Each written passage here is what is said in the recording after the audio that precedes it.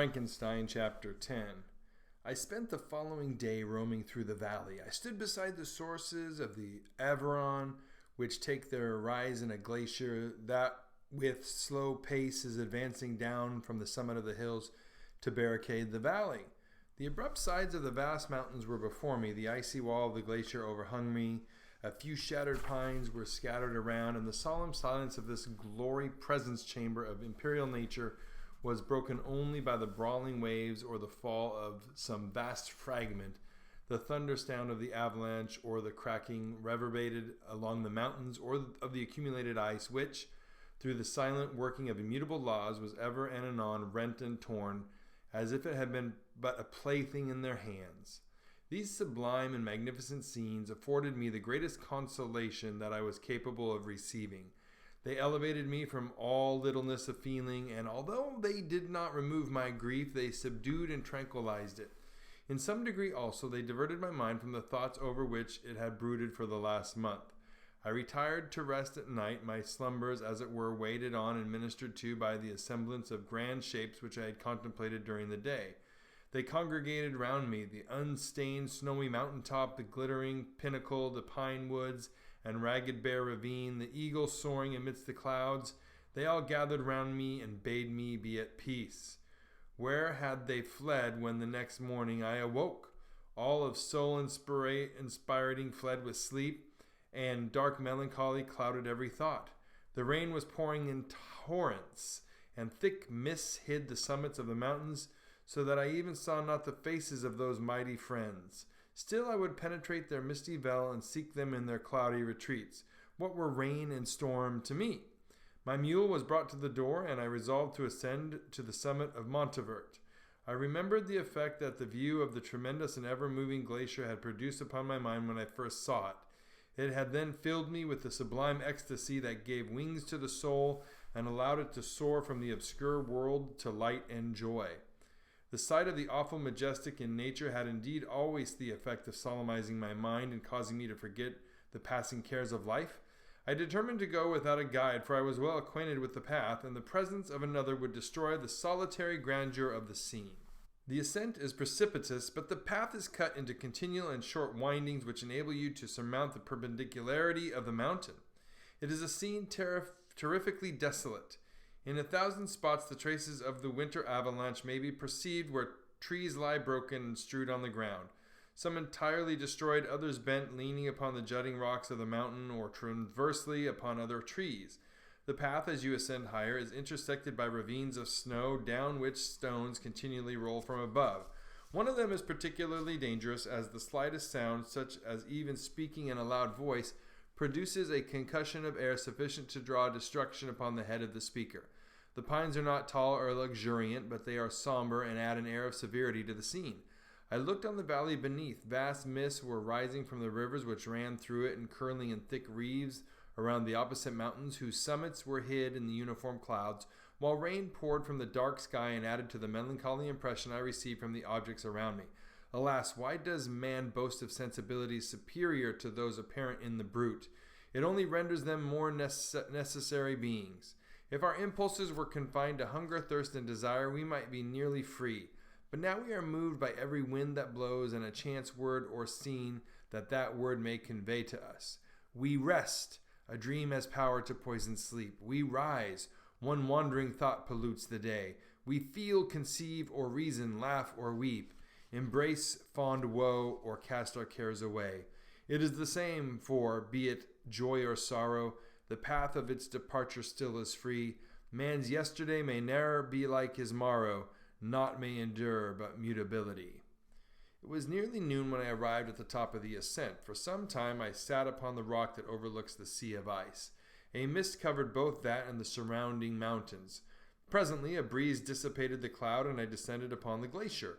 The surface is very uneven, rising like the waves of a troubled sea, descending low and interspersed by rifts that sink deep. The field of ice is almost a league in width, but I spent nearly 2 hours in crossing it. The opposite mountain is a bare perpendicular rock. From the side where I now stood, Montevert was exactly opposite, at the distance of a league, and above it rose Mont Blanc in awful majesty. I remained in a recess of the rock, gazing on this wonderful and stupendous scene. The sea, or rather the vast river of ice, wound among its dependent mountains, whose aerial summits hung over its recesses. Their icy and glittering peaks shone in the sunlight over the clouds. My heart, which was before sorrowful, now swelled with something like joy.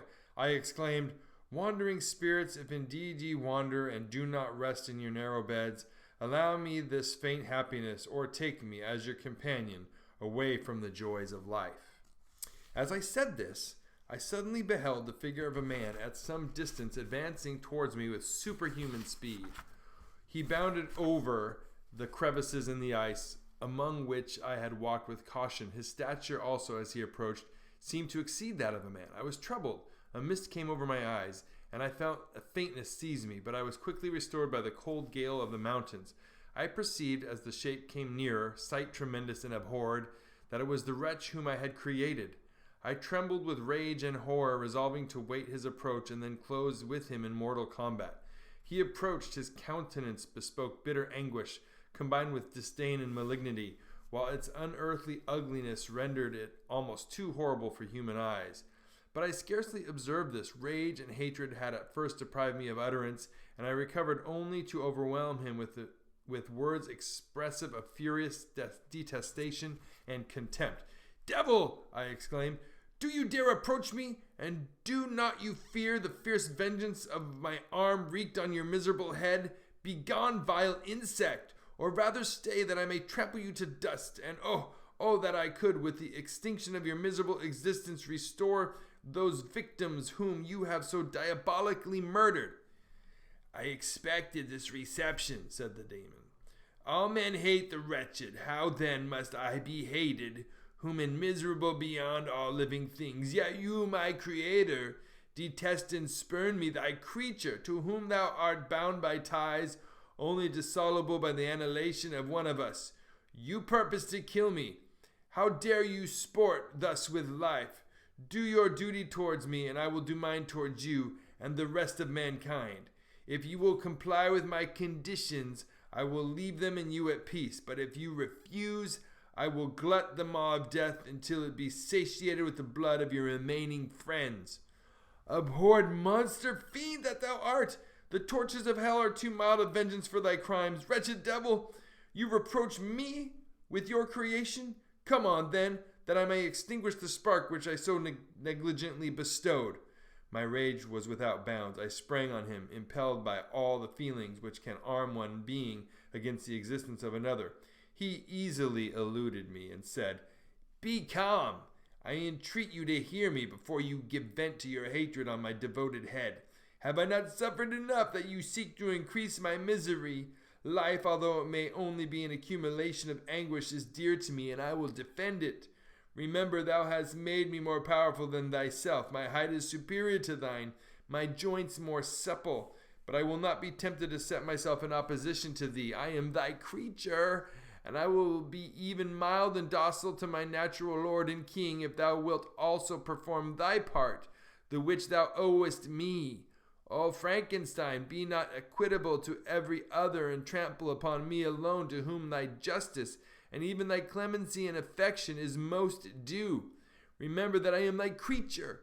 I ought to be thy Adam, but I am rather the falling angel, whom thou drivest from joy for no misdeed. Everywhere I see bliss, from which I alone am irrecoverably excluded. I was benevolent and good. Misery made me a fiend. Make me happy, and I shall again be virtuous. Begone! I will not hear you. There can be no community between you and me. We are enemies. Begone, or let us try our strength in a fight in which one must fall. How can I move thee? Will no entreaties cause thee to turn a favorable eye upon thy creature who implores thy goodness and compassion?